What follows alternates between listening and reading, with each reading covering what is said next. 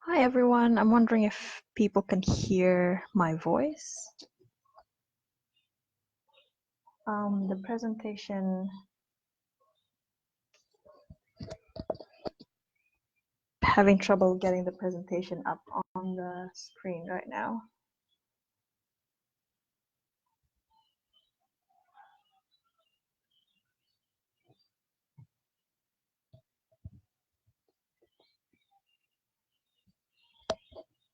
Okay, I'm glad people are hearing my voice. I'm wondering why my presentation isn't live.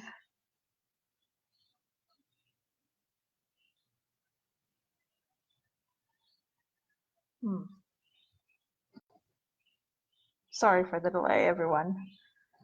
The internet chose today, of all days, to act up.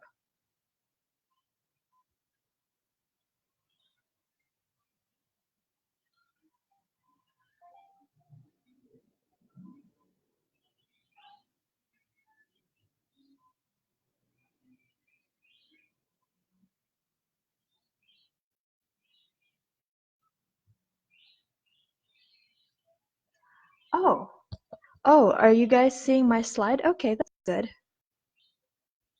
Okay, that's really good. Thanks for telling me, Albert. It should be the title slide now. I guess I'm gonna wait a little bit, 1 minute or two, and then let's go.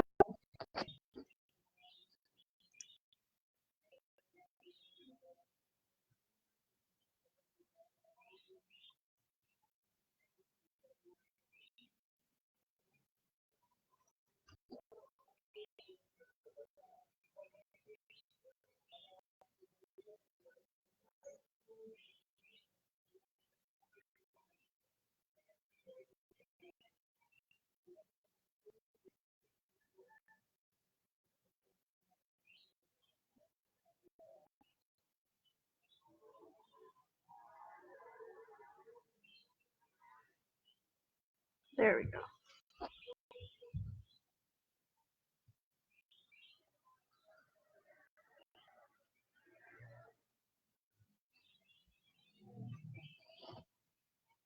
Alrighty. Hello, hi everyone. Hi everyone who's already online. Thanks so much for making time to tune in on a possibly kind of hectic Friday afternoon. Thanks a lot to Albert for inviting me. And always happy to share my experience, and hopefully it can help other people who want to, just do the same thing. Take their education one more step forward and study something they're genuinely interested in and want to pursue long term. So yes, thanks Albert for giving me this opportunity, and just excited to share with all of you. So hi everyone, my name is Caroline Deata Sirin. People usually you can call me Caroline, you can call me Dea, I respond to both, and I'm going to be talking forestry for real, school and work in the environmental sector. And just a little bit of background, my undergraduate was in Universitas Samratulangi, Manado, Sulawesi Utara, and I graduated with Sarjana Kehutanan, or SHUT, and my postgraduate was at Yale School of Forestry and Environmental Studies dengan gelar Master of Forest Science, and I just finished this past May 2019, so very, very recent. And also that picture of me was me doing field work out in the States on a beautiful fall day. It doesn't look like it, but it was like 15 degrees, around 15 degrees. So yeah, fun day. And as Albert already mentioned in the comments, I'll be talking about, my talk will be in two parts. Firstly, about the school, my scholarship and how I prepped for it, and I'm going to give you a few tips to bulk up your CV, and I'm going to share my experience in navigating student life as a master's student, and also as an international student. Culture shock is a real thing, and it's good to be prepared with other people's experiences, right? And then the second part, I'm going to talk very openly about career options for forestry, environmental, biological science graduates. And yeah, we'll get to more of that later. So I am just gonna start off. If you have any questions, feel free to comment. I can see the comment section, and I can respond to them live. And also, if you can't hear my voice, please let me know. The internet is being strange. All right, so I thought I would kick off my scholarship and prep section with the timeline to give everyone kind of an idea what the timeline looks like when you're preparing for these kinds of things. Everyone has different timelines, that's for sure, but maybe if you look at this example, then you can plan your own timeline out and fit it to your schedule, your time availability, and so on and so forth. So my scholarship was from CIFOR, Center for International Forestry Research, joined with USAID. And the scholarship was specifically geared towards forestry and environmental science students, to encourage them to do their masters in the States. And this scholarship partnered with a handful of universities in my year, which was also unfortunately the final year out of 2 years. In my year, CIFOR USAID partnered with Northern Arizona University, University of Florida, Missouri University, and Yale School of Forestry and Environmental Sciences. And so what CIFOR USAID does is we apply for the scholarship first, and then we get shortlisted into the universities. So I submitted my application the end of September. In the comments, the comments mentioned that I am an alumni of Waisili Academic Fellowship, environmental issues. I submitted my scholarship application while I was doing Waisili. So I was overseas. I didn't bring my laptop with me because it was too bulky, and then I got my friend forwarded me the news and said, you should apply. And I'm like, yes, but how? I just ended up borrowing my friend's laptop. And fortunately, all my files were on the cloud. So that part wasn't too problematic. But yeah, I submitted my application while I was in an exchange program. So that was a trip. And then I got back from YSEALI mid-October, period of silence, and then early November. Actually, I missed something. No, backtrack. Okay, early November, C4 said that that I was a shortlisted recipient and I was invited by Yale to submit my application, which was very interesting because I come from some obscure corner in East Indonesia, and then suddenly there's this great big university that said, "We will consider your application." That was pretty incredible. And oh, thank you for all the helpful links in the comments. Yeah. Yes. Okay. Anyways, so after I got over the shock of being shortlisted for Yale, I started to write my essays, and then I got a video interview, which was fun, also intimidating, because the interview was with at least 4 other people, maybe even 6 other people, and I was like, I feel so insignificant. But apparently that turned out pretty well. Anyways, so in mid-December, I think 15th or 16th was the deadline for all the submissions. The problem was that I did not have a GRE score yet. GRE is a standardized test used by United States universities.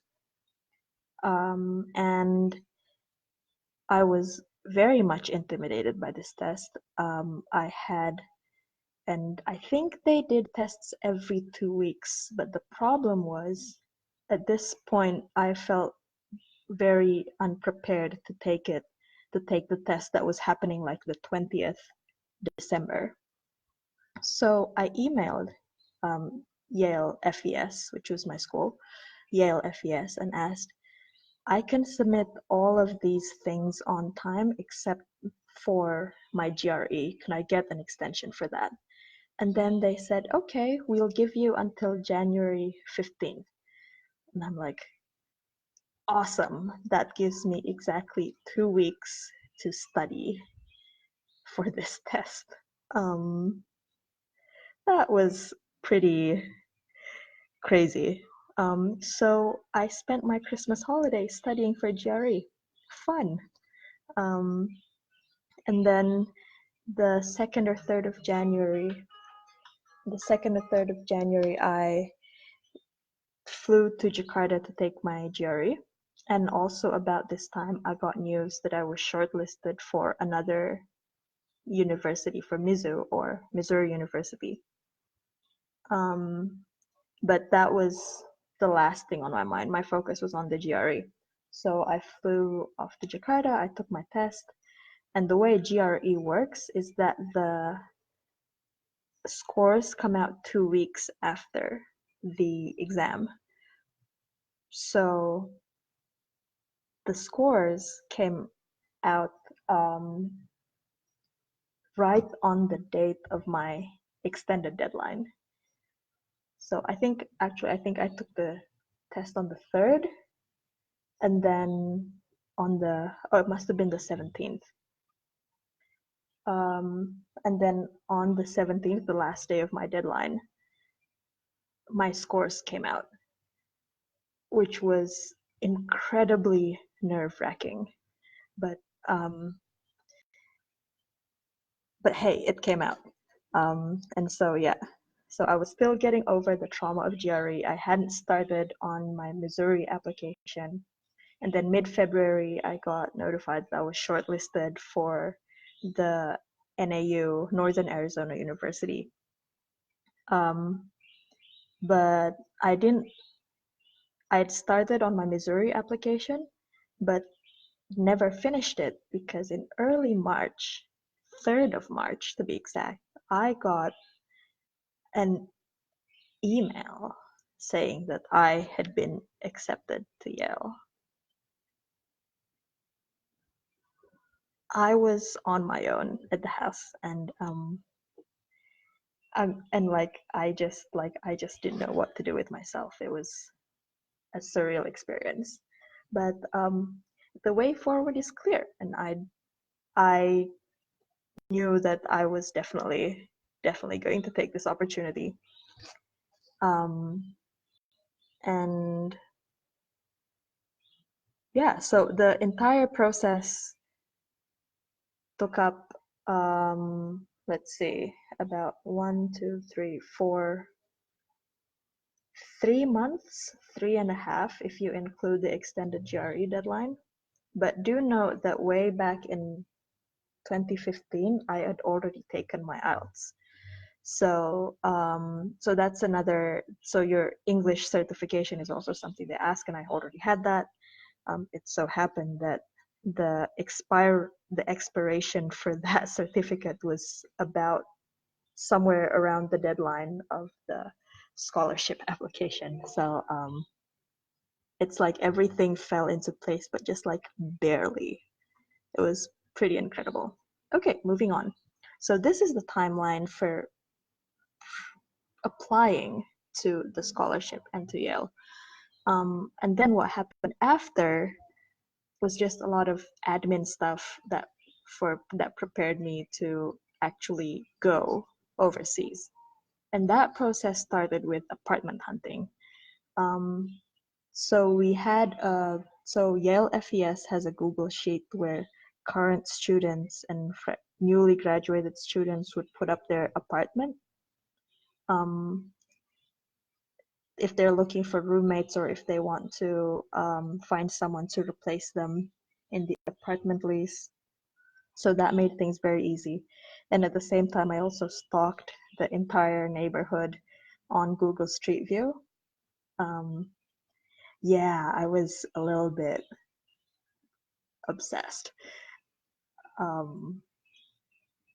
Anyways, so that was early April. I started apartment hunting, and then mid-April, I flew to Jakarta again for my medical checkup and immunizations. For some reason, I don't remember it. For some reason, I don't remember if it's a scholarship or if it was the embassy or if it was FES, but they didn't accept a checkup in the general hospital in Manado, which is why I had to fly to Jakarta. So that's something you may need to consider, but we'll talk about it later. And then mid-May, I finally told people I was going to Yale. I told nobody for a month and a half, 2 months actually, that I was going to Yale. My parents didn't even know until the end of April. And then my wider circles found out at some point in May. So I was very afraid of jinxing it. And then the end of May, I found an apartment. I signed my lease. Middle of June, I flew to Jakarta for my visa interview and also a farewell party for everyone in my scholarship cohort. And then 31st of July, I took off from home. And 1st of August, I landed in New Haven. Yay! Yeah, I still remember that period very fondly. Okay, so that was the timeline of what happened after getting accepted. Okay, next thing I'm going to discuss is costs and budgeting, which I think is something that people don't really talk about in this when they talk about scholarships or like going study overseas. And I want to give a shout out to Cecile, who gave me this idea of talking about costs and budgeting. So firstly, for IELTS, you will need to, the things that you need to have to pay is are like whether you need a prep course, whether you need materials, the cost of the test itself, does the institution ask you to mail the results, and travel cost, test venue, and so on. It's the same thing for GRE. When you apply, some universities ask that you pay an application fee, and also you may need to mail some documents, which can get kind of expensive. And so all these costs in this slide here are the general costs that you will have to pay. This slide shows what I paid myself and what was covered by something else. So for IELTS, I didn't need a prep course or materials. And my institutions are okay with just a scan of my certificate. Because my test was in Manado, I didn't need to pay a lot to get to the test venue. I just needed to pay for the cost of my test, which I paid for myself. My application fee to Yale FES and mailing fees were paid by my scholarship, as well as the visa costs and travel costs to embassy and consulate, to the embassy in this case. So that was paid for by my scholarship. Some things I paid out of pocket, which was then reimbursed by the scholarship. This can get a little bit tricky because sometimes, because that still means that you need to have the money to do this. And so these things include the medical checkup fees and immunization fees, and the travel cost to the medical facility, which for my case was from Manado to Jakarta and staying overnight. And then the GRE test, I also paid out of pocket and reimbursed. For GRE, I didn't need a prep course or materials. I just downloaded the free material provided on their website, and that was enough for me. All right, moving on. A few tips on bulking up your CV. So I think it's tricky it's kind of tricky if you're planning to go out of high school and into undergrad, because you would have had limited options, especially for people in East Indonesia. You have limited options to bulk up your CV while you're still in high school. But once you're in undergrad and you want to study, you want to take your master's, there will be likely more opportunities for you to bulk up your CV. And my first suggestion for bulking up my CV is to participate in student organizations. These bolded, and yes, please feel free to comment your questions at any point.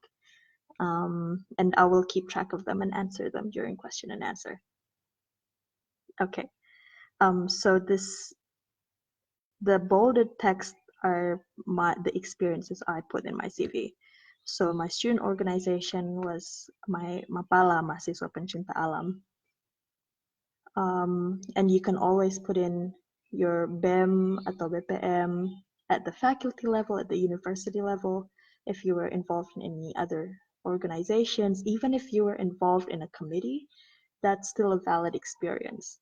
I find that for CVs, it's more about, hang on, give me a sec. It's more about how you present your skills rather than where you got the skills itself. So maybe you think that, oh, I was just the committee of this workshop series hosted by my Himpunan Mahasiswa, which may sound average and not impressive, but if you sell the skills you got through there, I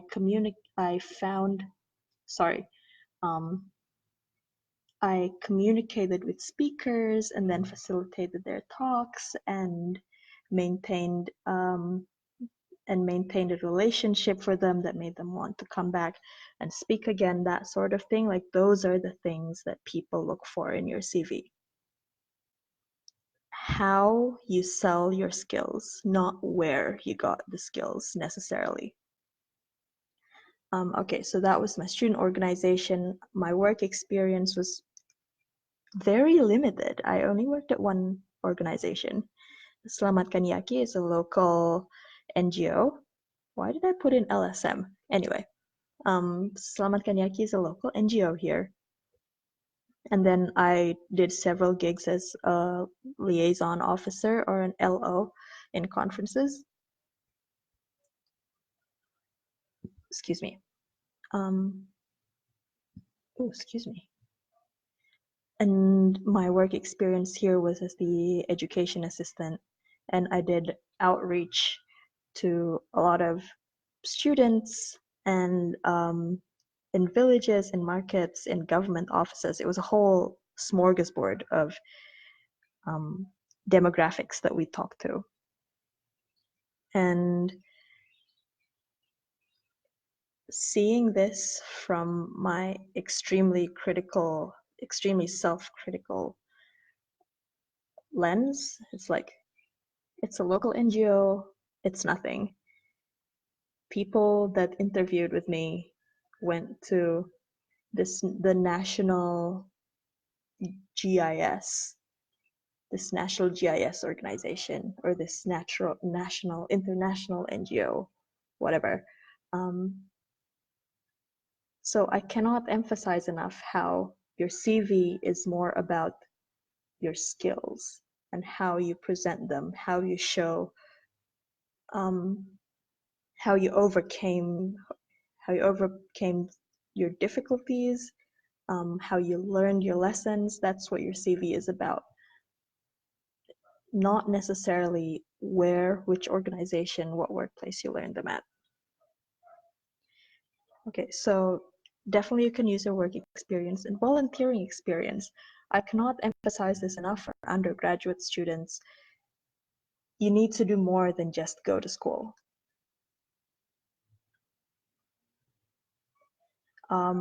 You can't just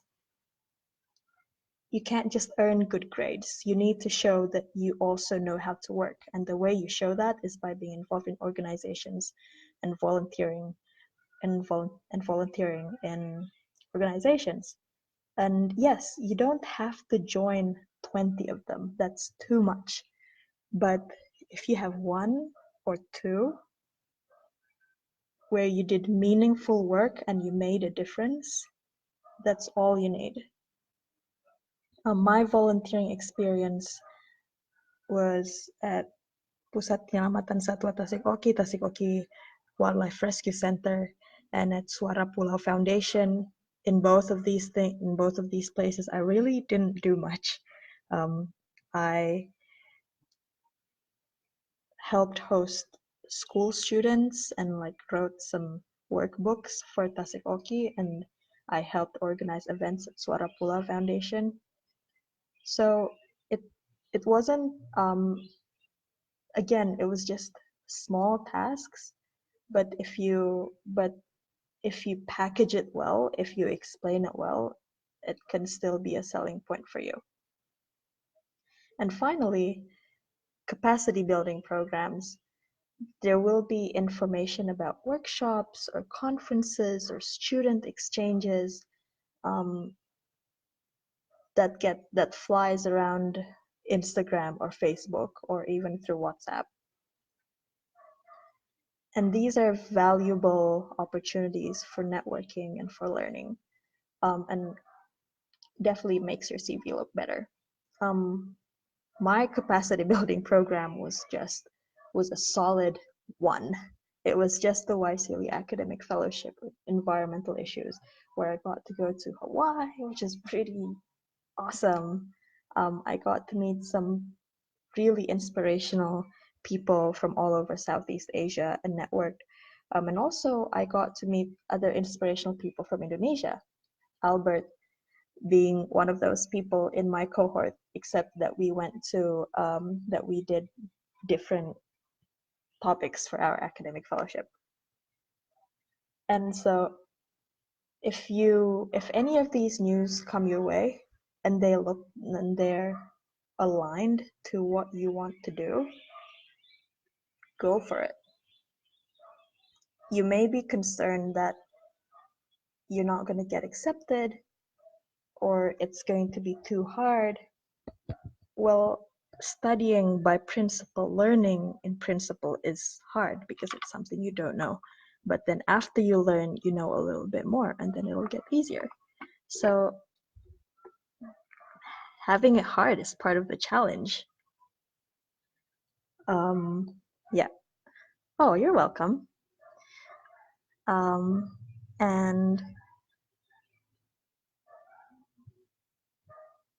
And also, if you're worried about being rejected for capacity building programs or for scholarships or for universities, honestly speaking, it's okay to be rejected. Look at it as a learning curve. It's disappointing, yes, but it's still a learning curve that shows you that there are still things you can improve. And learn from that experience and be better next time. Okay.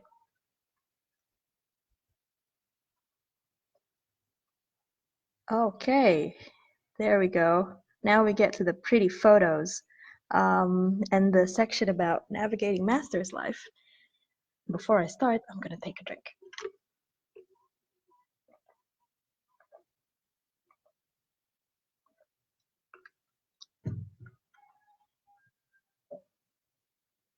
Okay, right. So these are a few photos from some of my favorite classes. Notice that all of them are tropical something, and none of them are in the United States. So I was very lucky to participate in really cool classes that were aligned to what I wanted to do, tropical forestry. And also our field trips are always overseas because clearly the United States is not a tropical country. So we would go to Central America for our field trips, which was really fun. And the picture, the tropical ecology and conservation in Panama, my friend said it looked like we were in the basket of a hot air balloon. We're actually on a crane. So like, those cranes that they use for construction, we were in this metal cage at the very far end and just like swinging over the forest. So that was pretty incredible. Anyways, the main thing I want to share about, oh, thank you. The first thing I want to share about classes is that you should take classes that interest you. I made the mistake in my first semester of taking a plant anatomy class a vascular plant anatomy class or something like that, that was taught by a very clever but very boring professor. And it was a difficult class to sit through. And it was also 3 hours out of every week that I could have used. Oh, thank you. It was also 3 hours out of every week that I could have used doing something that was more beneficial or more interesting. So your time is very precious. And you may think that you should take this class because it will look good on your transcript or because it's a skill that a lot of people are after. But honestly, if the class is not interesting or if the professor is not engaging, my advice would be just drop it. Because grad school is hard enough. Don't make it harder with uninspiring classes. Any class offered that you find not engaging, you can study on your own. You're doing a master's. That's proof that you can. study on your own. And you will study so much more better, so much better if your time, if all of your hours in the day was were spent doing something that you felt was fun and fulfilling. Sitting through 3 hours of lecture in an extremely boring subject is not going to get you anywhere. You're not going to learn anything anyway. Okay. The next point that I feel is very important is that imposter syndrome is normal. Everyone has imposter syndrome. Imposter syndrome, if you're not sure what that is, imposter syndrome is when you feel like you're an imposter. It's like you're in this group of amazing people who have done this and have done that and have gone to this country and have worked in this company, and you're like, aku ini siapa? Aku mah apa? Hanya remah-remah rempeyek. I'm nothing in front of these people. I'm an imposter who cheated their way into this place. That's imposter syndrome, and that was me. First semester, I was in Yale, and everyone had been all over the world and done amazing things. And I was like, I had to I felt like I had to keep a front and pretend that, oh, I am absolutely, definitely as great as all of you are. I was not. It wasn't until my first semester was incredibly stressful because I felt like an imposter. I didn't deserve to be here. I had to work like triple hard just to make myself feel like I deserved to be here. And it wasn't until my second semester that I realized that everyone else has imposter syndrome, and people were actually impressed with the crumbs of experience I had in an obscure corner of the world. And some people were even intimidated the same way I was intimidated by them. And it was a very liberating feeling to know that you can feel like you're an imposter, but people will still look at you and be impressed. And so, a word of warning if you want to go overseas. You may feel this at one point, and it's okay, it's normal. You're not an imposter. You got there. You beat a lot of people to get here. So, yeah, you deserve it. Anyways, okay, I want to explain these photos a bit more. So because these were my favorite classes as well. So the tropical restoration part was done in a different part of Panama. And basically the problem was that cattle was a big industry in this part of Panama, but the cattle was very bad for the land. Jadi peternakan itu sangat industri yang besar, tapi karena sapinya itu injak tanahnya terus, the ground became very compacted and it was very bad. And so tropical restoration was bringing more trees and more diversity, more biodiversity into this cattle degraded land, and how to do that while still keeping the cattle in the land. So that was very interesting. And tropical botany, definitely my favorite class, was where we just hiked around the forest and just stopped to look at cool plants and try to identify them, which is something I already do. I've already been doing since undergrad. A great feeling that this time in this class, I was encouraged to stop and look at plants and take photos instead of like jalan-jalan, jangan berhenti-berhenti, entar lama. So I love tropical botany. Okay, next slide. Oh, these are my temperate classes, no tropics. Okay, so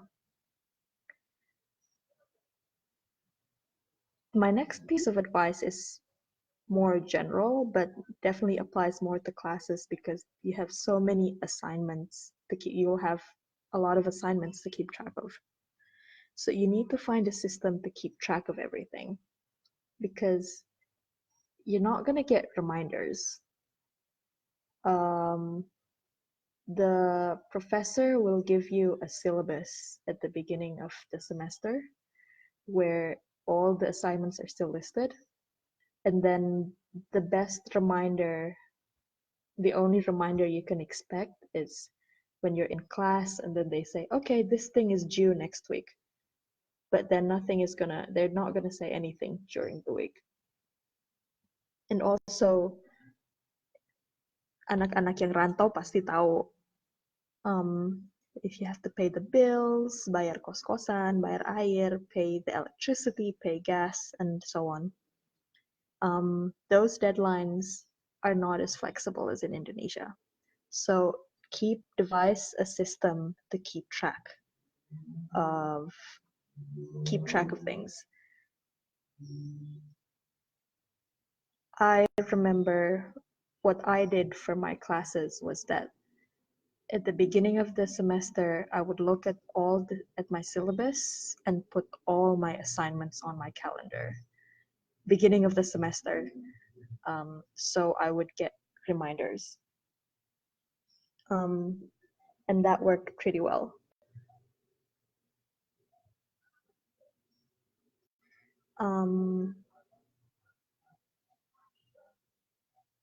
Wait, what's expensive? Sorry, kind of distracted. Yes, so what I did was put all my assignments early on in the semester and put all my assignments in the calendar. And then I would get reminders as time progressed. And this is also very handy in me actually planning those assignments because I got out of the mindset that, oh, tugas ini bisa kok dibikin H-1 atau H-2. No, I started to actually plan things. And look at the assignment and okay, this essay looks like I'm gonna need 4 days, or this paper looks like it's gonna take me 2 weeks. So I would also put in reminders to like 2 weeks, maybe even 3 weeks before the deadline. Okay, time to start work. So I became much more disciplined in managing my time.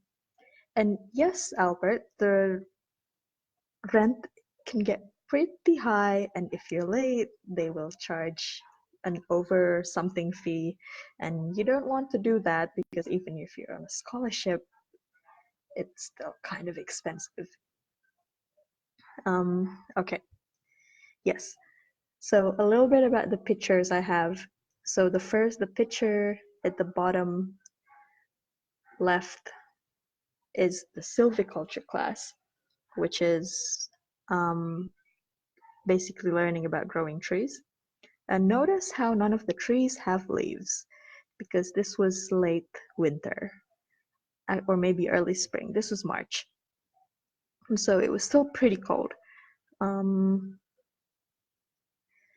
And yeah, and we went out on the forest and our professor standing on a rock was just pointing out the features of the forest and like, okay, this is why trees here are growing like this. This is how we harvest the wood in this part of the forest and that kind of thing.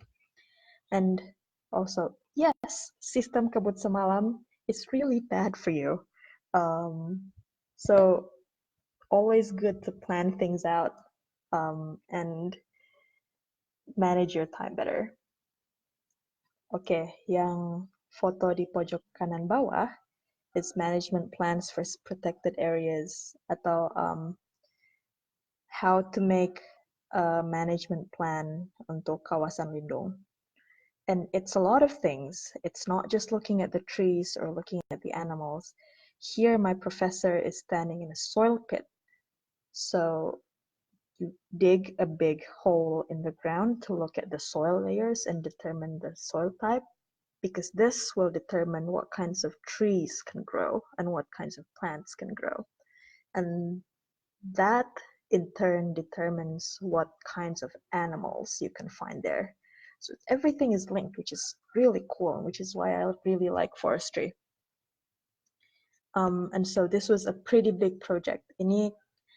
Our system has 12 credits a semester. Kayak sistem kita itu 12 SKS satu semester. The management plans class takes up 6 credits. So it's like half the semester. Imagine if you would convert it to the Indonesian system. Imagine 2 days kuliahnya cuma itu. The whole day kuliahnya cuma itu. So that's how big not how big, but just like how heavy the class was. Okay, and then the really fun looking class at the top right corner is the seminar and research analysis, blah, blah, blah. This is essentially my supervisor's lab. So what happens overseas is that your supervisor has a lab, which isn't really a chemistry lab kind of deal, but it's more like a space where all the students they supervise can work and study together. And this is the class in my top right photo. So there's my professor there on his laptop, everyone else is on their laptop, and he gives us all feedback, and we also give each other feedback. It's like, I don't understand this part, like maybe you can clarify, or maybe this analysis is better. And that's really handy for the peer review process. The peer review process is when your research is reviewed by other scientists to see whether it's sound science. And this was good practice in that. And ini jadi kayak konsul massal. So everyone here, sorry, that was my laptop. So everyone in this photo here, semua anak bimbing, and semuanya konsultasi satu kali, which was very helpful and efficient, I felt.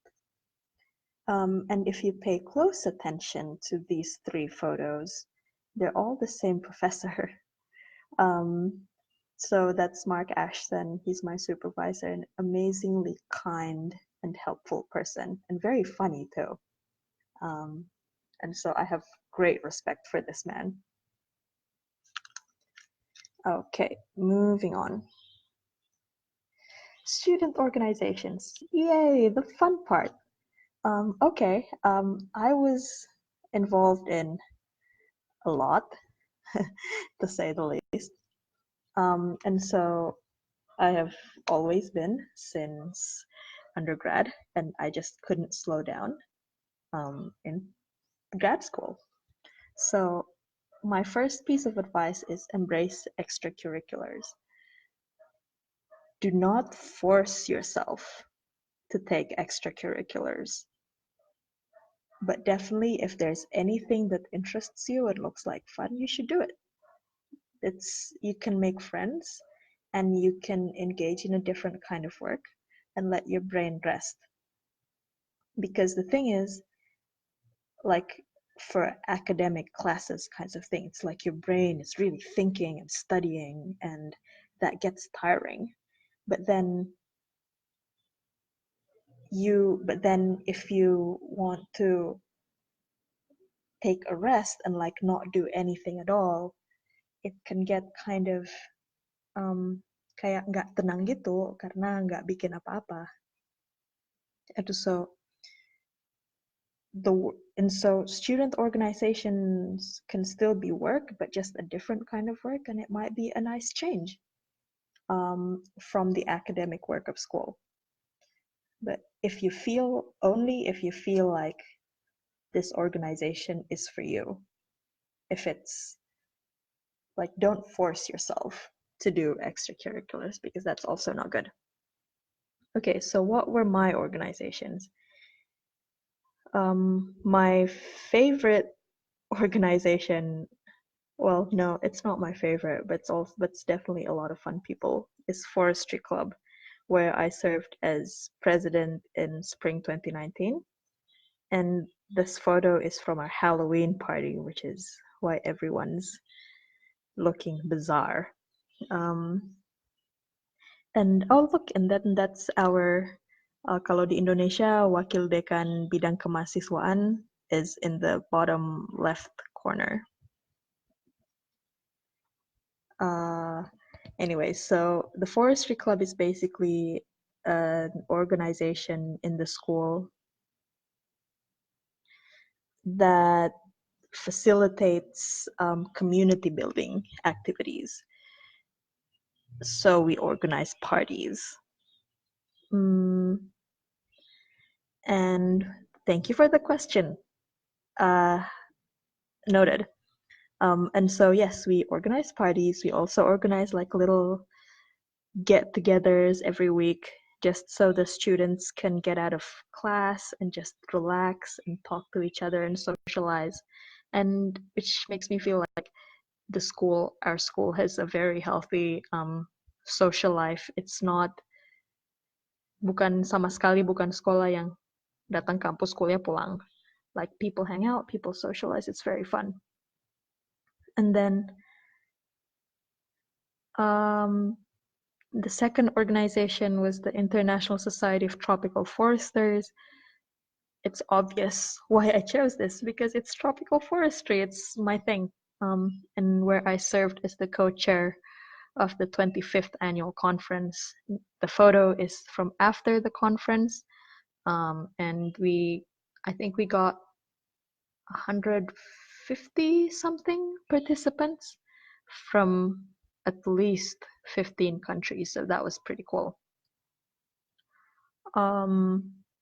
And this was also a really great big family that's been very supportive. It kept me extremely busy, but very happy. And I was very, well, I'm very emotional remembering them right now. So I will pass the explanation. The third organization is from my church. My church is University Church in Yale. Itu kayak gereja kampus, where I served as student deacon, diaken mahasiswa. So this was also very spiritually fulfilling and also a very fun group of people. And I think my faith grew a lot while I was with them. Very kind, very welcoming people. And I think, like, well, all of these extracurriculars kept me very busy for sure. But again, it's all people that are all very supportive. If there's anything that I couldn't do, I didn't have the time to do, like, someone else would cover me. It was just great teamwork overall, and very kind people who also supported me emotionally throughout school. Bukan cuma soal ex-school atau club, but also for personal issues and personal stresses. Oh, thanks, Albert.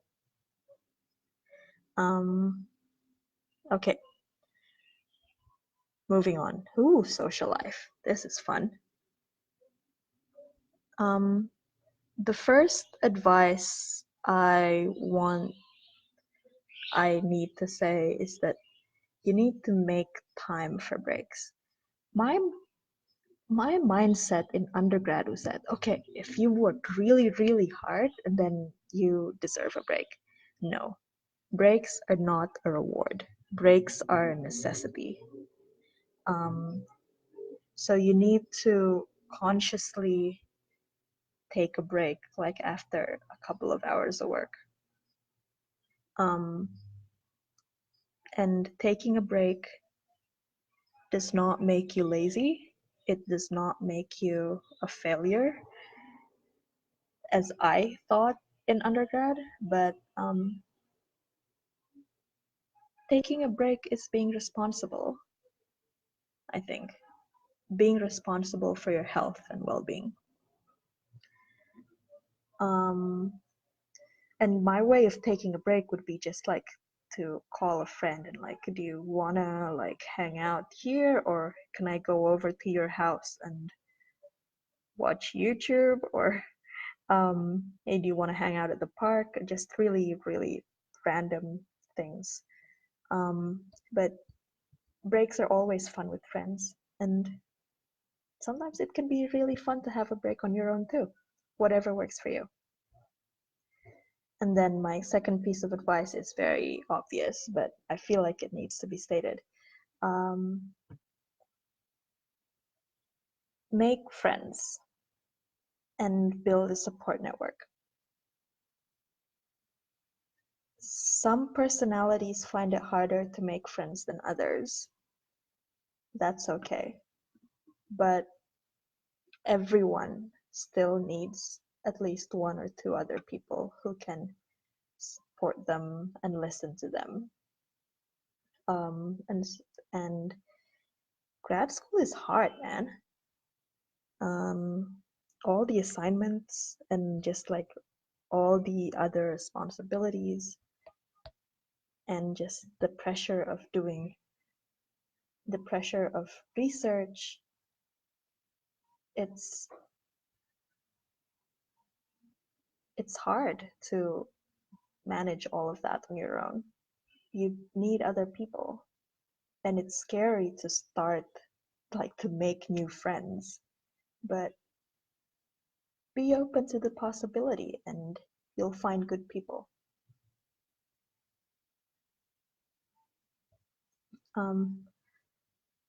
Oh, thank you guys. Okay, and then my third piece of advice from my experience is that you need to take care of your mental, emotional, and spiritual health. So it's not just eating healthy or exercise, but sometimes you just literally need a break from thinking. And sometimes people annoy you or make you sad, and then you need to spend some time away. So you're not always so emotional, you're not always so sad or angry. And also, if you're a spiritual person, spiritual health is important too. You need time, however much time you need, to get in touch with your spiritual side. Some people, for example, if you're a Christian, some people are okay just going to the church, but some people also need like Bible study groups or other meetups during the week outside of church. And both of those are okay as long as you get the support you need. And also, sometimes just going to friends or like going to your spiritual, you're going to your religious center isn't enough. It's okay to look for help. It's okay to go to a psychologist or a psychiatrist. Sometimes it's necessary. And I feel like that's kind of stigmanya kayak masih jelek di Indonesia kalau mau ke psikiater atau psikolog, which is unfortunate because ya kadang-kadang perlu, and a lot of my friends did that actually, because grad life can be stressful, and it really did help them figure out how to do things and how to manage their emotions. So yeah. take care of yourself mentally, emotionally, spiritually. Kalau perlu ke psikolog atau psikiater, please do. It's okay. And so, okay, so the fun part, the pictures.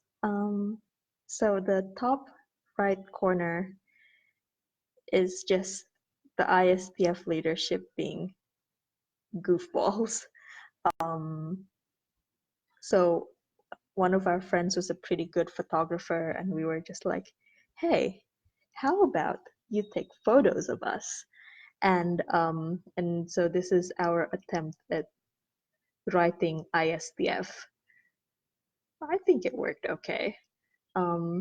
So this was just a fun afternoon when we needed to stop thinking about the conference. And then the bottom right is in forestry club, and for a hangout, and just we went trampolining. FYI, I have a bad back, so I actually couldn't trampoline too much, but it was still pretty fun all around, and we had a great day. And then bottom left is because I was a student deacons, once a semester there's a service where the student deacons share their reflections instead of the pastor preaching.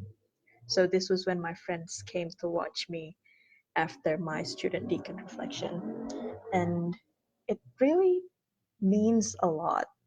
It feels amazing to have your friends show up to these kinds of things, because out of the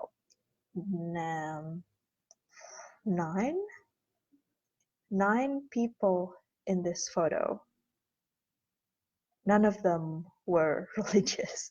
I mean, like 2 or 3 are Christians, and like they go to church sometimes, very, very rarely.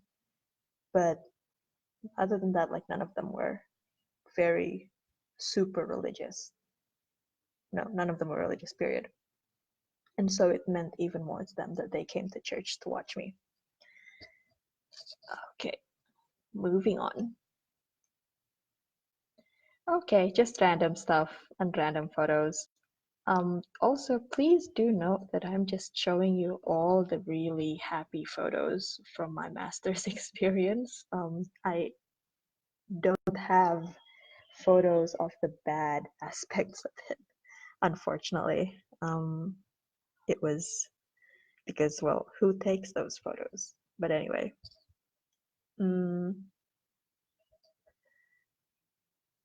So this is an interesting lesson I learned overseas. No one forced me to do anything. Even as the president of an organization, even as the co-chair of a conference, people always ask me, hey, are you okay? Is it okay if you do this? It's okay if you don't want to. Buat kita orang Indonesia itu kayak, kok aku boleh nolak sih?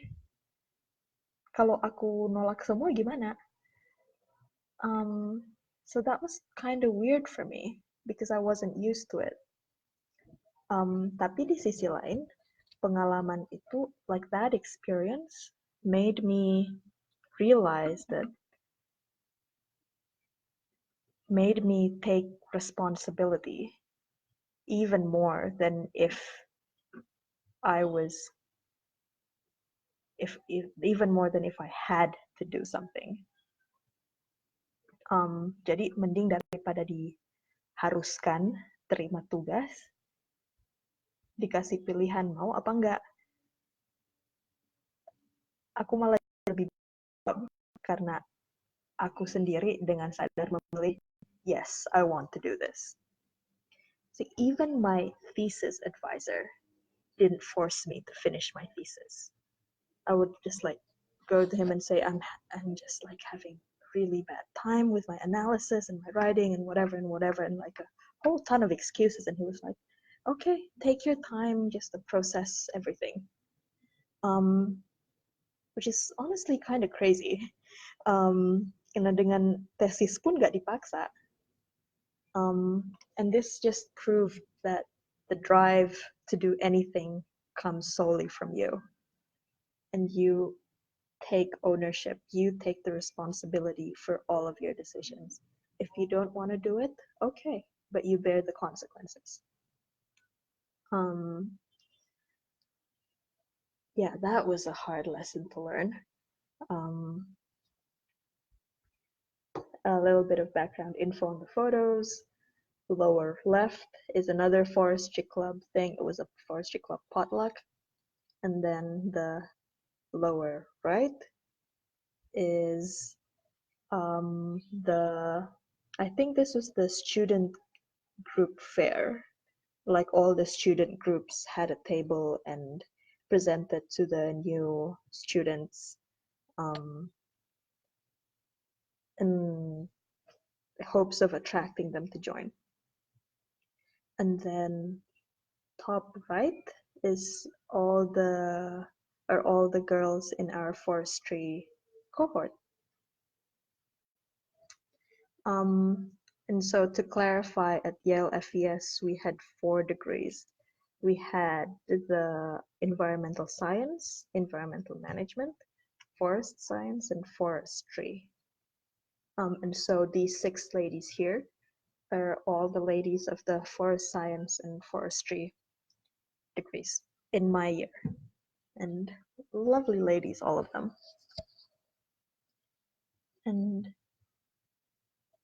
And yes, it's also very important, and also people really do appreciate the work we do. It's like everything we accomplish or do for the organization or for someone else, it's always met with a thank you, and this looks great.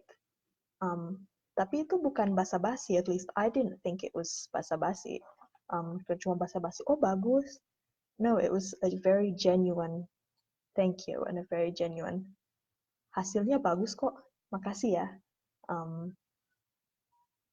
And yeah, it was very validating, and it's something I'm trying to carry over here, balik ke Indonesia, dibiasakan. Kind of not used to it. People are kind of not used to it. Jadi awkward gitu kalau dipuji, but hey, you did good. So thank you. Okay, slide 16 of 19.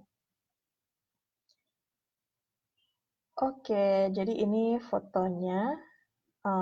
Lower left is from the culture night at Yale FES. So that's me and Brurce, who's a fellow Indonesian in my cohort. We're in the same scholarship. Waktu itu kita bikin pisang goreng sama jus advokat. And in the US, people only eat guacamole. Guacamole itu kayak cocolan gitu, terbuat dari avokat. Terus dicampur garam, bawang, lemon, some other stuff. And so when they saw our jus avokat yang manis, they were like, whoa, what is this? Why is it sweet? Which is exactly how I felt when I tasted guacamole. Just like, whoa, ini avokat apa? Kok asin? It was so weird, but it was a really great night for culture sharing. Very interesting. Terus yang di pojok kanan atas itu malam budaya orang Indonesia se-Connecticut. Connecticut is the state where Yale is in. And so orang-orang Indonesia, get together pada potluck, and then there are performances, and I performed a dance, tari Flobamora dari NTT. So yeah, that was really fun. And the bottom right is acara masak bareng with the deacons at church. So that was us making baked salmon. And which was a really, really fun night as well. Anyways, okay, so my actual experience to share. So this is particularly relevant for this class because this is an online IELTS class. People who want to practice their English, hopefully in prep of taking an IELTS test and getting the IELTS certificate. But the thing is, language is a form of expression, and it's different being good in a test and actually being able to express yourself. And this part can get really frustrating. Communicating in a non-native language can be frustrating. My advice would be just to take it slow and don't be too hard on yourself. Kok aku nggak jago-jago sih? Like why am I so stupid? Like why can't I speak English properly or whatnot? Knowing a language for a test and like actually communicating are two different things. And it's okay. Just take it slow and trust that lawan bicara kamu itu is also trying to understand. So even though if you're not speaking super well, they will still understand what you're trying to say. And finally, find other Indonesian people or international students and meet up every once in a while. Rasa sate ayam waktu ngumpul sama orang-orang Indonesia se-Connecticut itu kayak surga. Soto ayam, bakso, what else? Ada nasi jaha Manado, apa lagi ya? Ayam rica. Like the food is heaven when you connect to other Indonesian people. And also just taking a break from speaking English is really nice. So definitely recommend looking for other Indonesian people, and even international students are good because you can help each other over the culture shock of studying overseas. Okay, this is an interesting slide. So this is definitely completely random. You will get so many emails a day, and if you're offline for a week, for example, if I went on a field trip and then I come back to like 200 emails, it's really stressful. And a lot of those emails are like, so this is the school newsletter, this is the Yale newsletter, this is the church newsletter, and like a lot of newsletters and announcements. But then somewhere in there are like actual important emails from the registrar or from my advisor or from other people. So managing your inbox is an important life skill. And then finally, something I had a hard time learning was that it's okay to not know the answer and it's okay to ask for help. Something in the Indonesian education system made me always want to, tiap kali ditanya dosen, saya tahu Pak jawabannya. Tuh tiap kali ditanya pembimbing, iya saya bisa Bu, saya tahu jalan keluarnya. And this is a lot of pressure, actually, especially in the masters. And it's okay to not know, because if you don't know, your advisor will tell you, okay, that's okay, this is what you should do. And if you really can't do if there's something you really can't do, you can definitely ask for help. And you will be helped.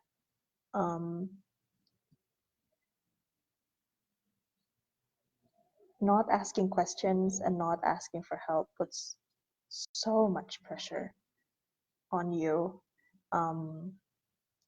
and fear of failure like doubles. So, everyone here is learning, everyone here is trying hard. You might as well ask other people for help. They'll be happy to help you, and they will not think less of you.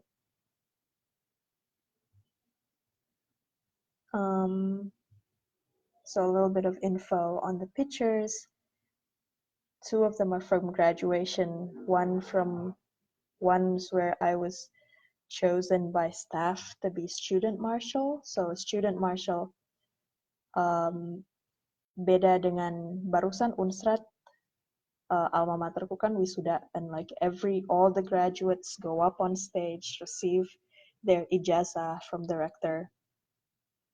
But at Yale, only one person per degree goes up to receive their diploma. And so I was chosen to represent the forest science degree. And the graduation speakers, when the students chose me to speak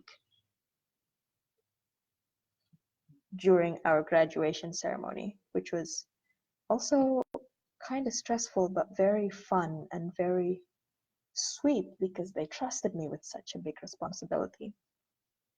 And then the lower right picture is my troop of best friends at Yale FES, and these are the people that I would go to if I needed help.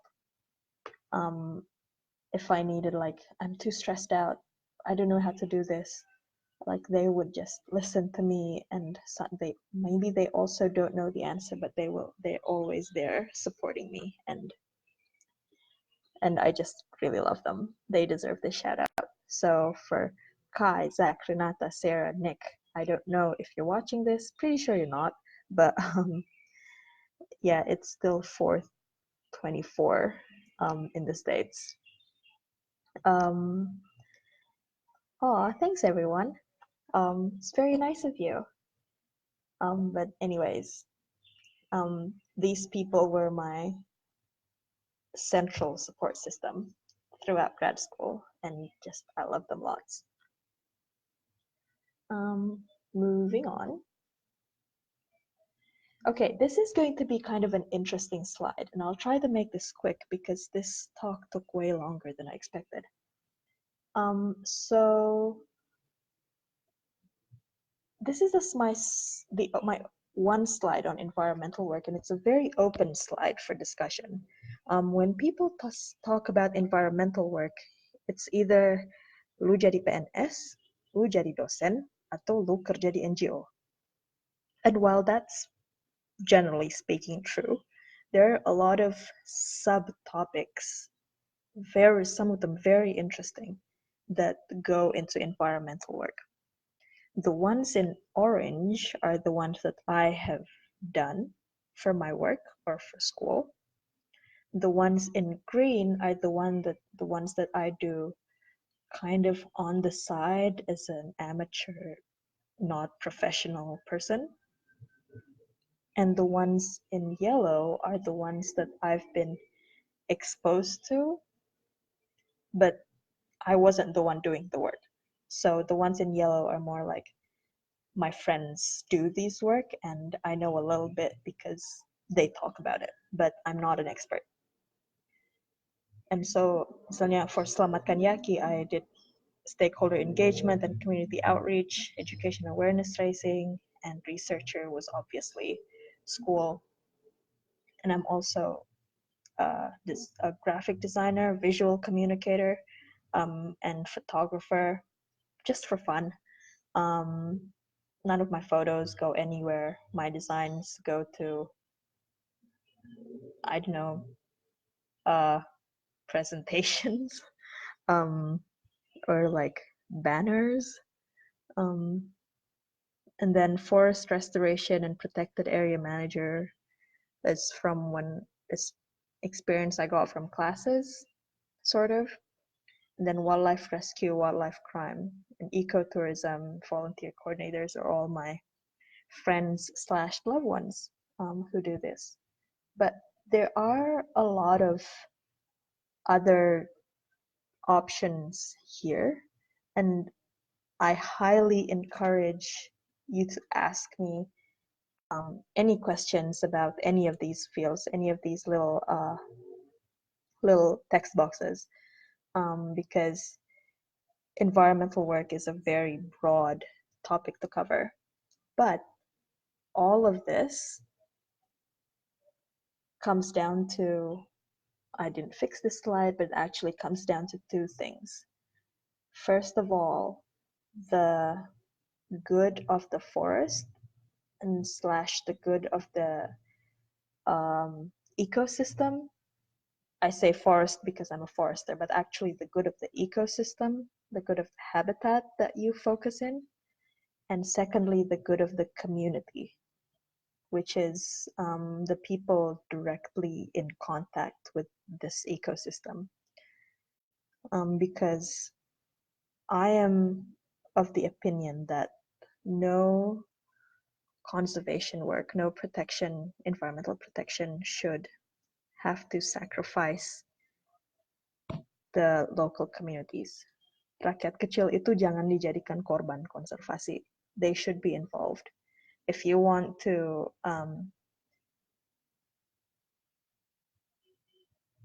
it's like, yeah, just like don't kick the community out. Involve them in your planning, and that's basically the basis of all environmental work that you will ever do.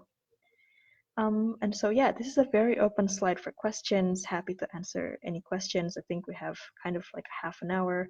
Thank you, people, for bearing with me for so long. I really didn't think it would last this long.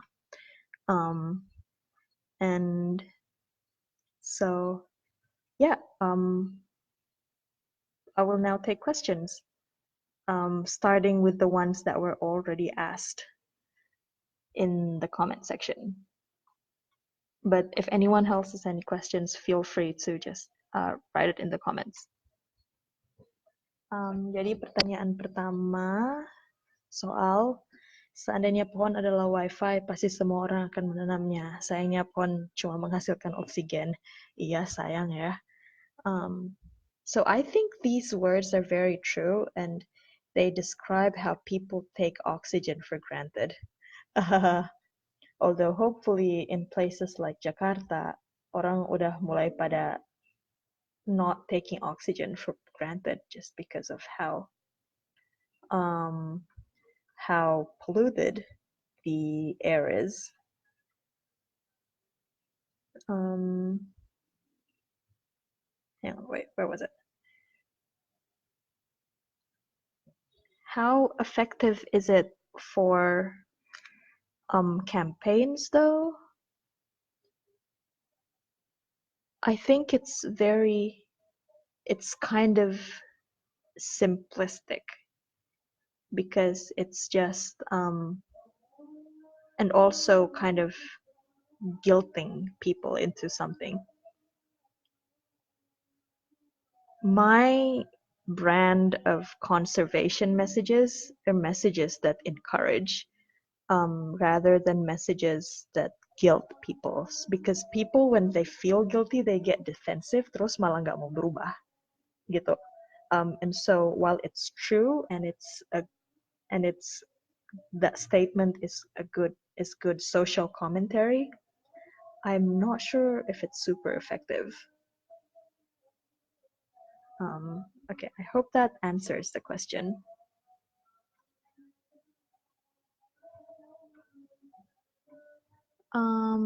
And the second question in the comments was, let's see, masih dari Michael. Thank you for your questions. Also, wait, before I answer, I'm just gonna go back to this slide about environmental work because it's such a broad subject, and maybe people want time to actually look at the different kinds of work you can do in the environmental sector. Okay, now I'm gonna answer the question. Okay, Michael asked beda antara English informal and self-expression and how to balance it. Okay, so in self-expression, you're gonna want to use correct English anyway. It's just that there are a lot of things that's not going to be tested in IELTS or TOEFL about expressing different ways of expressing yourself. For example, in IELTS, aku cuma pernah ambil IELTS, jadi cuma bisa jawab IELTS. Jadi misalnya kalau di IELTS itu, okay, for example, look at this map and describe how I'm going to get from point A or to point B. Or like, look at this graph and tell me what this graph is telling me. It's very sciencey professional English. Correct English, but tapi hatinya, emosinya nggak ada. And to be better at expressing yourself, then you just need to, you will need to expose yourself to a lot of less formal English. Less formal as in not less correct, but like English that's not for school, you know? English that's like in movies and in books and in music, the different ways people express themselves. And so you can make sentences like,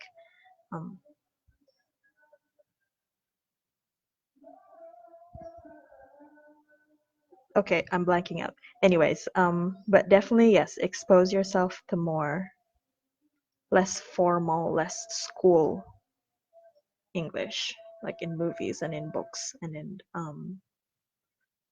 in music, and also just have conversations a lot. Like, I think that's the best practice. And thanks everyone for the very kind comments. I'm glad you enjoyed the presentation, and it really took me longer because I wanted to have a longer question and answer session, but it's okay. Oops. Okay. Question. So Albert asked, sharing about some difficulties I had related to academic life and how I coped. Yes. My biggest difficulty is that I'm a terrible, terrible writer. Aku waktu kuliah itu nggak dibiasakan nulis. Aku dibiasakan jawaban doang, tapi nggak menulis opini sama sekali nggak. So my thesis was incredibly difficult for me to write because I just was not used to it. And I coped with that sort of through opening myself to feedback from my peers and just letting them read it and say, okay, you can improve this or you can improve that. I'm also very insecure about my written works. So that was just, even asking for help was also something I found great difficulty with. And I think the way I overcame that obstacle was learning to trust my friends, and knowing that they really wanted the best for me. What else did I have difficulty with? Oh, SAD is a real thing that I should have mentioned in my slide. So SAD is seasonal affective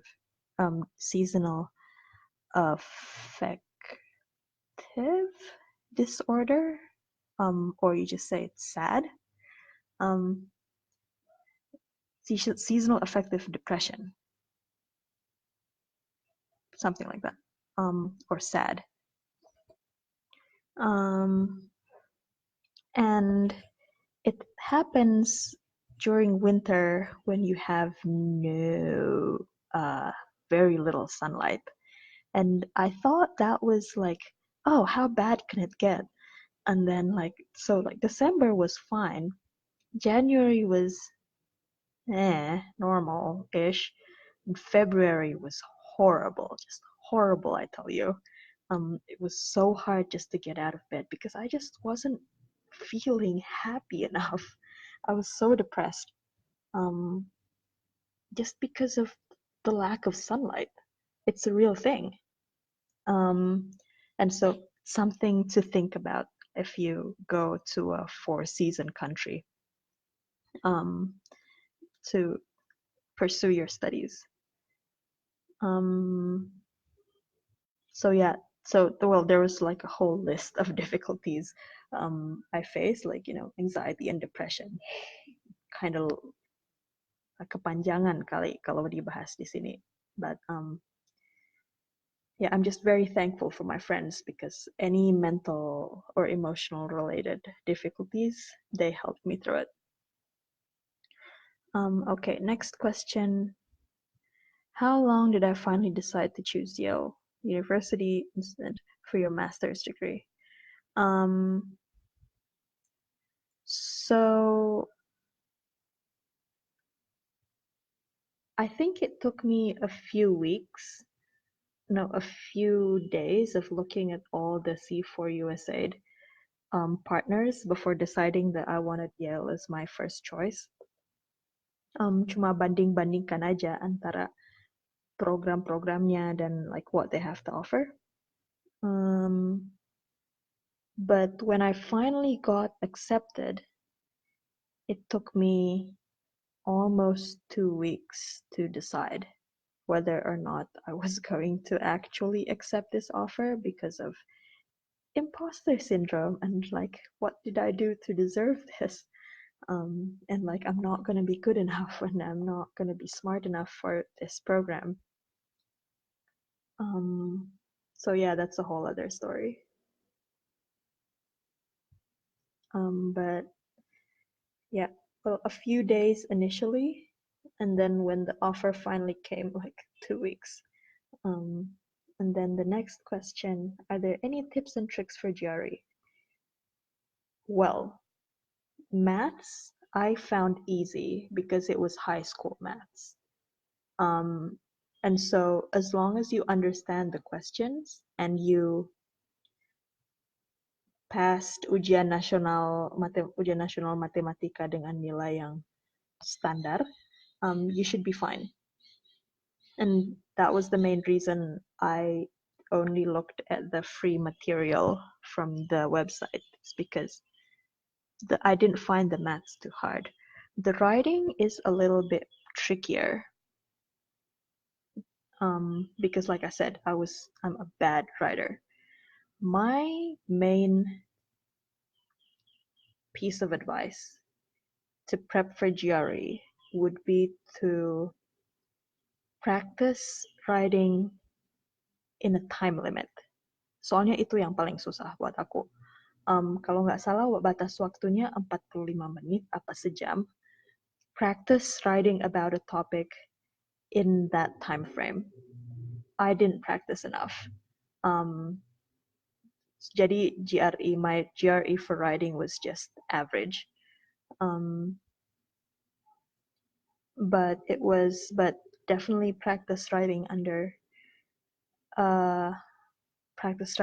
within a time frame, and also I guess practice reading math problems in English. Itu kayaknya bisa jadi agak susah. The math itself is easy. The language might be a bit difficult.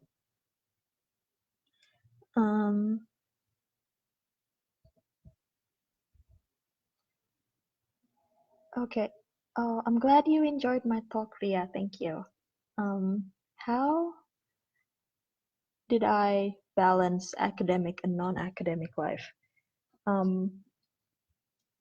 I think I was reading some self-help articles, basically, that started it all, which essentially said, don't feel guilty for taking time off. and dijelaskan kenapa time off itu penting. It's like overall productivity will be better daripada kerja terus. So I think that it started with just like reading those self-help articles. And there was one point in my first semester when I was just so stressed with a lot of things. Terus aku jalan sama teman-teman cuma buat lari dari masalah. And so we just like had dinner, and kayak dari jam 6 sampai jam 12 malam itu kita nggak ngapa-ngapain, cuma ya masak, makan, ngobrol, petatah petitih random. For me at that point itu lari dari masalah. Aku udah bosan, aku malas mikir sekolah. But then the next day, I woke up feeling a lot better and a lot happier. And that was the first time I realized, oh, kayaknya sekali-sekali break bagus deh. And the thing about my school at Yale FES itu, we were very encouraged. Like we had get-togethers, we had TGIF every week. We had get-togethers every week. Kita tiap kali jalan itu ketemu di apa, kalau ketemu di kampus selalu negur, jadi nggak cuek-cuek. And cuma lewat baku lewat di lorong, hi, how are you? Hi, how are you? Agak basa-basi sih. But the school is a very friendly school, and I think that also helped. Karena suasananya jadi santai. Terus kita karena jadi santai, kadang-kadang kita random, hey, do you want to have lunch together? Atau kalau orang-orang pada makan di atas, pada makan di seberang jalan ada food truck gitu kan. There are food trucks across the road, and we would get lunch. And like we see a table with friends, gabung dong, makan siang bareng, udah asik, santai, ngobrol, makan siang, ngobrol-ngobrol. That was also a really good break. And these experiences, these made me feel happy, dan sesudah itu lebih semangat. Jadi kayak setelah ada pembuktian, okay, if you take a break, nanti kerjanya lebih semangat. Like setelah ada pembuktian baru, okay, that means I need breaks. But I completely understand feeling guilty, because that's also partly imposter syndrome, I feel. Gara-gara, because you feel like you don't deserve to be here, so you have to work double, triple, quadruple hard, you know. Kalau nggak berusaha semaksimal mungkin, ya berarti bener, lu emang nggak pantas di sini. That's not true at all. That is not true at all.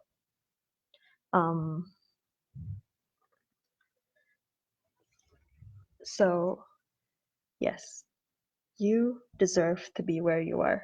Kan udah diseleksi. Ada pihak ketiga yang bilang lu pantas. So, like maybe that could help you up your self-worth. Okay, next question. What options does Yale have to offer students with dealing with that kind of difficulty? Difficulty as in apa kote? Those difficulties. Okay. So the problem with Yale is that there are so many things going on. Kita itu hampir tiap siang itu ada student group yang organize seminar atau workshop. Ada yang organisasi kampus juga seminar and workshop. Bahkan ada Center for Teaching and Learning, kayak salah satu badan di Yale itu, dia ada workshop nulis tiap minggu 1 kali selama sebulan. So I mean, nggak bisa dibilang kekurangan resources sih. Like there are people to help me. I just didn't have. There are so many other things going on. I didn't have time. So like even if you're like at Yale, even if you're a super beginner, there's still help available for you. if you want it. In the mental health front, the health insurance includes udah termasuk psikolog sama psychiatrist. So if you want to talk, you just make an appointment. And I know that helped like the Yale psychiatrists and psychologists really helped my friends. If that answers your question, I hope that answers the question. Let me know if it's not super clear.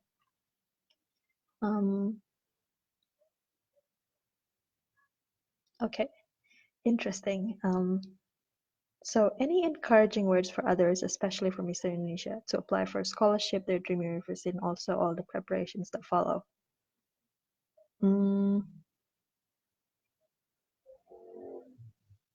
Jadi gini, kita-kita itu yang di Indonesia Barat, Indonesia Timur, kesempatan capacity building itu jauh lebih sedikit daripada yang di Indonesia Barat. Like, I have friends in West Indonesia, terus tiap hari, hari Jumat ini ada workshop ini, hari Kamis ada talk ini, hari Sabtu ada acara ini, di Jawa semua. Which is like, it's great for them, but then for us in East Indonesia, like, how are we going to bulk up our CV? So my advice is, like, bulk up its CV so you can have something to present to the scholarship and university, right? And so my advice is, look up organizations that are in line with your interests. And if there isn't one, make your own community. That in itself is already pretty incredible. Just making your own community, bikin komunitas sendiri, and making a difference. Just because you're in Eastern Indonesia doesn't mean that you're less worthy or like less capable of anything, really. Cuma masalah geografis kok. There's still stuff going on in campus. Masih ada organisasi di kampus. Masih ada organisasi, lembaga, LSM, NGO, komunitas di area kamu. Dan kalau nggak ada ya, ambil inisiatif dibikin. I think the biggest hurdle to applying for universities and scholarships is the fear of rejection. Kalau ditolak gimana? Ya kalau ditolak ya udah apply di tempat lain. Rejection doesn't mean you're bad, or rejection doesn't mean that you're not capable. Rejection just means that there are other people out there that fit their requirements more, which doesn't inherently mean that you're bad. Just keep applying, and then you will get the one that's right for you. You'll get the scholarship in the university that's right for you.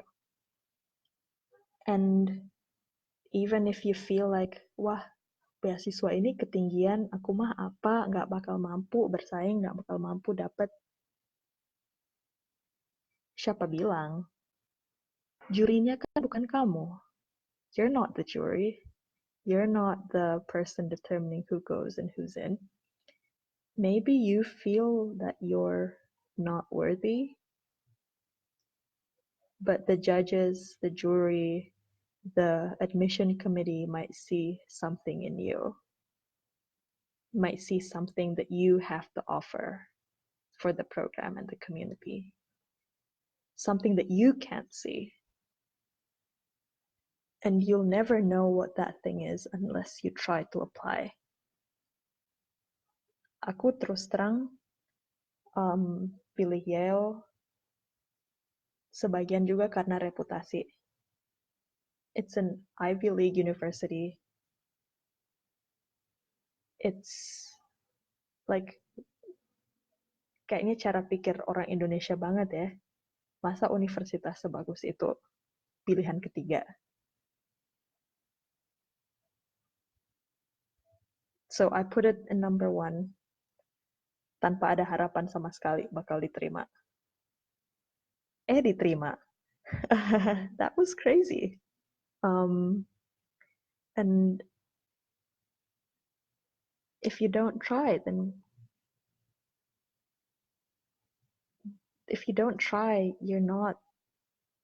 you'll never find out what the things that you'll never find out whether or not you can do that, or whether or not you can contribute to that particular program. Yeah. I hope that was helpful. That was a bit all over the place. Oh, and thank you. I'm glad that sentence speaks to you.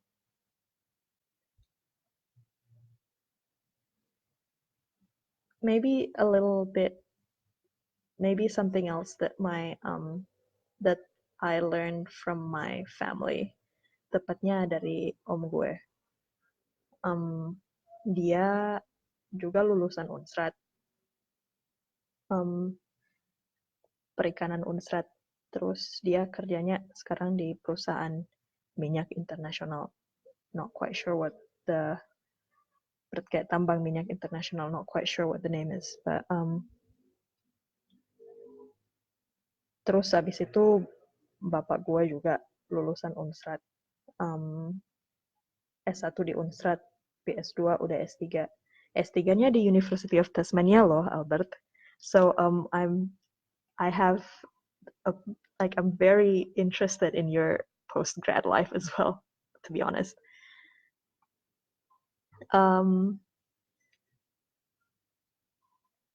Tapi beliau orang Indonesia Timur, but he's very involved in all environmental matters di Sulawesi Utara.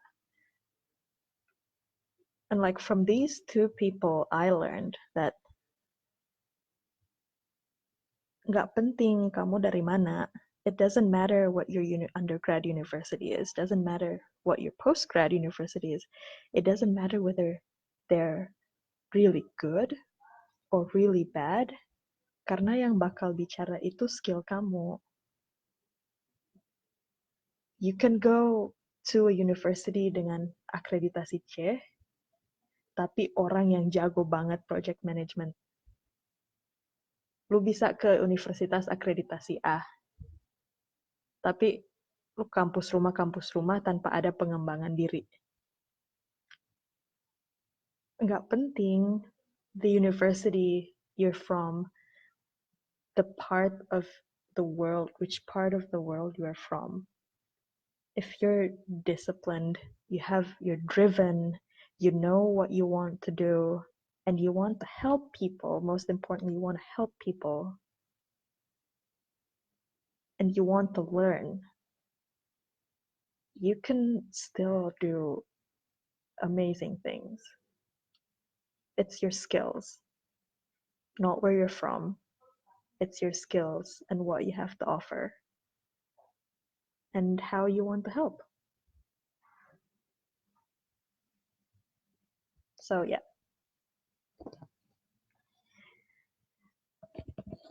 Wah, 555 nih guys. Thank you to everyone who's just bearing with this talk. Yeah, it's definitely went longer than I expected.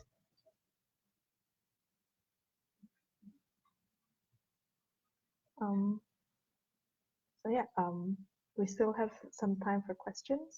Otherwise, I think we're all set.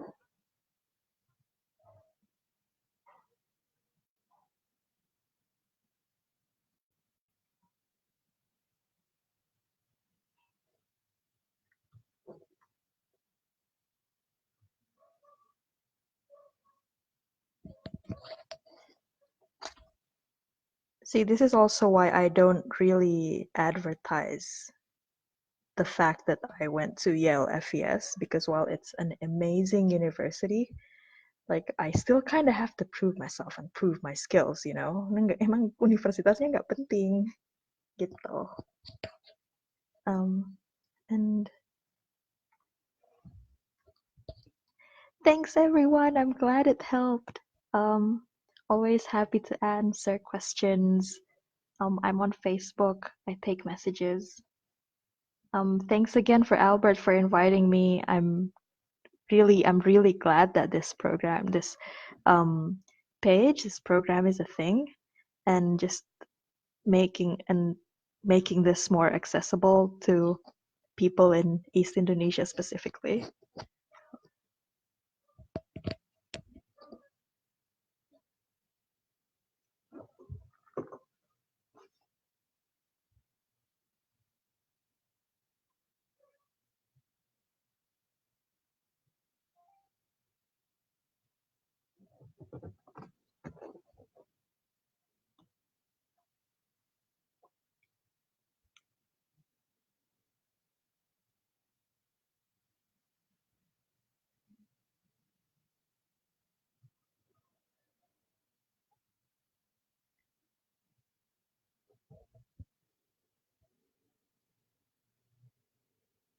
Yeah. Oh, thank you.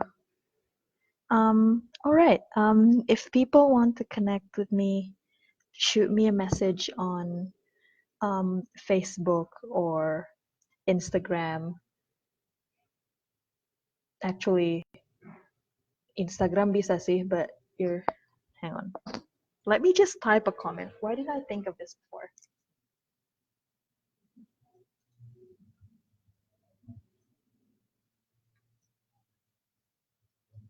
Sabar ya, lagi diketik.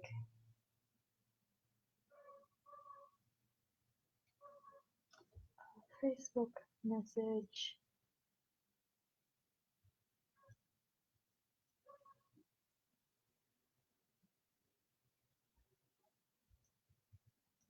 Or look me up on Instagram.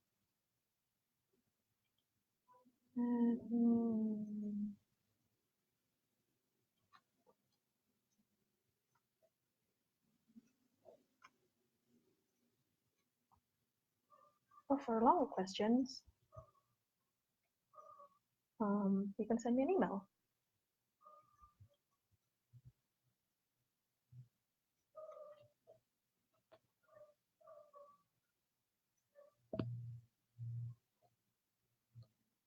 Yep, you got that right.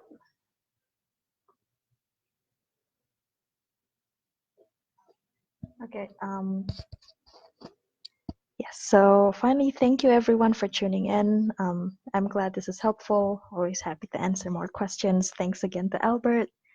And good luck with this, and good luck with your IELTS and IELTS preparation. You can do this. Your English is already pretty good. Yang pada komen-komen di sini. So thanks everyone. Ending the live video very soon.